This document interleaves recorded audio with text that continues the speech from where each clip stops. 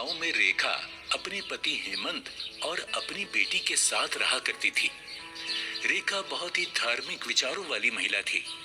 भगवान शिव में उसकी बहुत आस्था थी। रेखा हर सोमवार व्रत किया करती एवं नित्य भगवान शिव का अभिषेक किया करती। हेमंत एक स्टील की फैक्ट्री में काम करता था। रेखा गरीबों को दान दिया करती और गांव में जब भी किसी को किसी भी प्रकार की मदद चाहिए होती तो रेखा कभी पीछे नहीं हटती। भगवान शिव की कृपा से रेखा के जीवन में सब अच्छा चल रहा था। हे भोलेनाथ, मुझ पर और मेरे परिवार पर सदा अपनी कृपा बनाए रखना। आपकी दया से मुझे किसी चीज की कोई कमी नहीं है। आपका धन्यवाद प्रभु। लेकिन एक दिन रेखा को खबर मिली कि हेमंत का फैक्ट्री में एक्सीडेंट हो गया है और वो हॉस्पिटल में एडमिट है। वो हेमंत को देखने के लिए भागी। हे भोलेनाथ, ये सब क्या हो गया? डॉक्टर, क्या हुआ है मेरे पति को? आपके पति के हाथ मशीन में आ गए थे, इसलिए हमें उनके हाथों को काटना पड़ा। अभी वो बेहोश हैं। आप थोड़ी देर बाद उनके होश आने पर उनसे मिल सकती हैं। रेखा हेमंत के होश आने का इंतजार करने लगी और मन ही मन भगवान शिव से कहने लगी, हे भोलेनाथ, मैंने किसी का सपने में भी बुरा नहीं किया, फिर मेरे साथ ही क्या हो गया प्रभु? हेमंत को जैसे ही होश आया, रेखा भागती हुई उसके वार्ड में चली गई।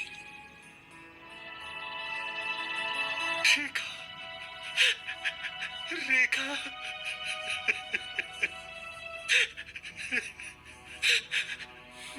मेरे हाथ, मेरे हाथ,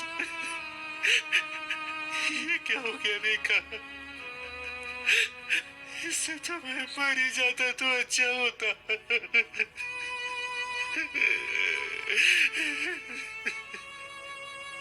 आप ऐसा क्यों बोल रहे हैं? आराम कीजिए, मैं डॉक्टर से बात करके आती हूँ। रेखा हेमंत की इस हालत को देखकर फूट फूट कर रोना चाहती थी, लेकिन उसने खुद को संभाल लिया। कुछ दिनों बाद हेमंत को हॉस्पिटल से छुट्टी मिल गई और रेखा उसे घर ले आई। रेखा और हेमंत की बेटी भी हेमंत को इस हाल में देखकर बहुत दुखी थी। हेमंत के दोनों हाथ कट जाने से घर के हालात दिन प्रतिदिन खराब होने लगे, लेकिन रेखा ने अपने ऐसे मुश्किल दिनों में भी अपने धार्मिक नियम नहीं तोड़े। पहाड़ जैसे दुख भी रेखा की भक्ति को हिला नहीं पाए। घर में पैसों की तंगी थी, इसलिए रेखा ने घर में ही सिलाई बुनाई का काम शुरू कर दिया। अब इसी काम से रेखा को हेमंत और अपनी बेटी को पालना था। रेखा, रेखा मुझे माफ कर दो। मेरी वजह से तुम्हें कितना कुछ सहना पड़ रहा है। मैं चाहकर भी कुछ नहीं कर पा रहा हूँ। रेखा, मुझे माफ कर दो, माफ कर दो। आप ऐसा क्यों सोचते हैं? अगर मेरी हालत ऐसी होती तब आप भी तो वही करते ना जो मैं कर रही हूँ। भगवान शिव की यही मर्जी होगी। आप ज्यादा चिंता मत किया करो। समय बीतने लगा और रेखा की बेटी बड़ी हो गई। हेमंत अब काफी बीमार रहने लगा था। रेखा गांव की लड़कियों को भी सिलाई सिखाना शुरू कर देती है, पर रेखा और हेमंत अब दोनों ही बुजुर्ग हो चुके थे। सिलाई के काम से घर और दवाइयों का खर्च बड़ी मुश्किल से निकलता था। हेमंत और रेखा को अब अपनी बेटी की शादी की चिंता सताने लगी थी। हे भोलेनाथ, आप तो मेरी स्थिति के बारे में सब कुछ जानते हैं। अपनी कृपा बनाए रखना।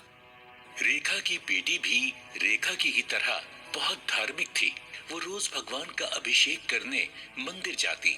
रेखा की बेटी बहुत संस्कारी और गुणी थी। एक दिन मंदिर के पंडित जी रेखा के घर आए। पंडित जी, आप आइए आइए, अंदर आइए। कहिए, कैसे आना हुआ? रेखा बेटी, तुम्हारी बेटी के लिए एक बहुत बड़े घर से रिश्ता लाया हूँ। बहुत बड़े कारोबारी हैं। पंडित जी, आप तो मेरे घर के हालात जानते हैं। मैं इतने बड़े घर में अपनी बेटी की शादी कैसे करूंगी? ना रेखा बेटी, उन्हें कुछ नहीं चाहिए। अरे तुम्हारी बिटिया कितनी गुणी है, ये तो पूरा गांव जानता है। शीघ्र ही तुम और हेमंत हाँ कह दो तो लड़के वालों से मिलकर तारीख पक्की कर देता हूँ। रिश्ता अच्छा था तो रेखा और हेमंत ने अपनी बेटी की शादी के लिए हामी भर दी। देखते ही देखते शादी का दिन आ गया। रेखा खुशी से भगवान शिव के चरणों में गिर गई। हे शिव शंभू, मैंने आज तक आपसे कभी कुछ नहीं मांगा, पर आज आपसे कुछ मांगना चाहती हूँ। हे प्रभु, मैं चाहती हूँ मेरी बेटी की शादी में आप शामिल हों। प्रभु मेरी लाज रखना, मेरी भक्ति की कसौटी है। आज मेरे पास बारात के स्वागत के लिए भी कुछ नहीं है प्रभु।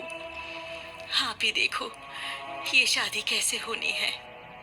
रेखा जैसे ही भगवान शिव की आराधना करके बाहर आई तो उसने देखा कि बाहर बारात के स्वागत की तैयारी बड़ी धूमधाम से हो रही है और रेखा भी शादी के सुंदर जोड़े में गहनों से सजी हुई है। अभी तो थोड़ी देर पहले यहाँ कुछ भी नहीं था, फिर ये चमत्कार कैसे हो गया? भोलेनाथ, ये सब जरूर आपने किया है, आप ही की कृपा है ये सब। थोड़ी ही देर में बारात भी आ गई और शादी की विधि शुरू हो गई। हर कोई अचंभित था कि रेखा और हेमंत ने इतना अच्छा प्रबंध कैसे किया होगा। जब कन्यादान की बारी आई तो हेमंत अपने कटे हाथों को देखकर रो पड़ा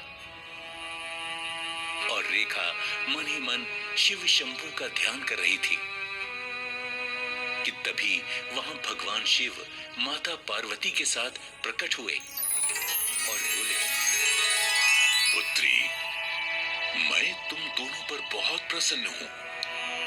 तुम दोनों ने निस्वार्थ मेरी भक्ति की है। मांगो, क्या मांगना चाहते हो? हे प्रभु, मैं सिर्फ इतना चाहता हूं कि आप मेरी बेटी का कन्यादान अपने हाथों से करें तो प्रभु हम धन्य हो जाएंगे। हे भोलेनाथ, ये बिल्कुल ठीक कह रहे हैं प्रभु।